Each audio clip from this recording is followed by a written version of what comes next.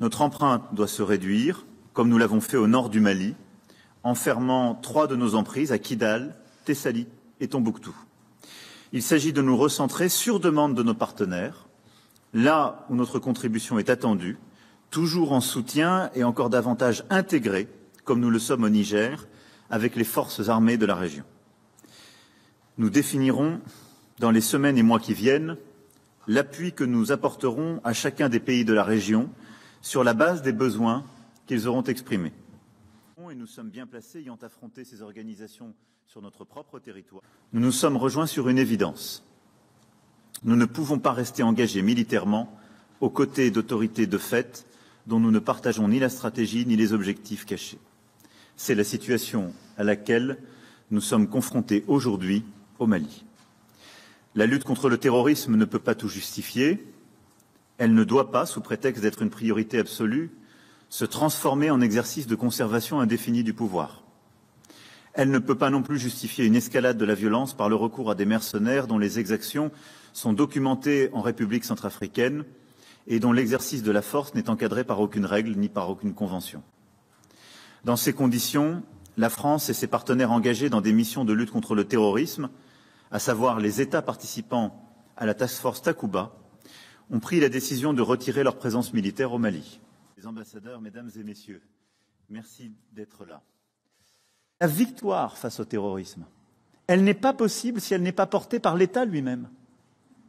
Et pourquoi nous décidons aujourd'hui de partir? Parce que la junte qui est en responsabilité au Mali n'en fait plus sa priorité. Aujourd'hui, Takuba s'arrête. Je n'ai pas entendu le président Macron dire Barkhane s'arrête, mais vous me corrigerez. Comment vont se passer les prochaines... Je constate que beaucoup de gens qui expriment sur les réseaux sociaux les messages anti-français sont des gens qui sont financés.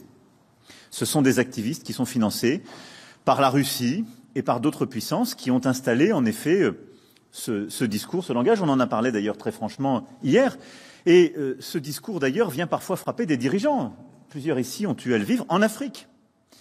Et donc, nous avons besoin aussi de nous armer, car l'information, les réseaux sociaux sont devenus des lieux de mobilisation pour parfois pousser les gens à la grande violence, les désinformer et en faire des instruments de guerre ou d'opposition politique.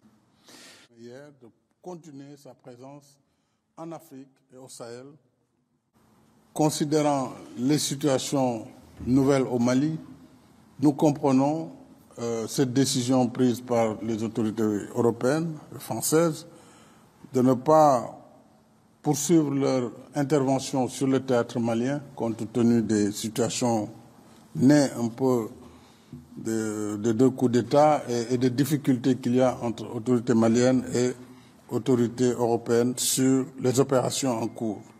Alors nous en avons pris acte, mais surtout nous avons convenu avec l'Europe que la lutte contre le Sahel, contre le terrorisme au Sahel, ne saurait être la seule affaire des pays africains.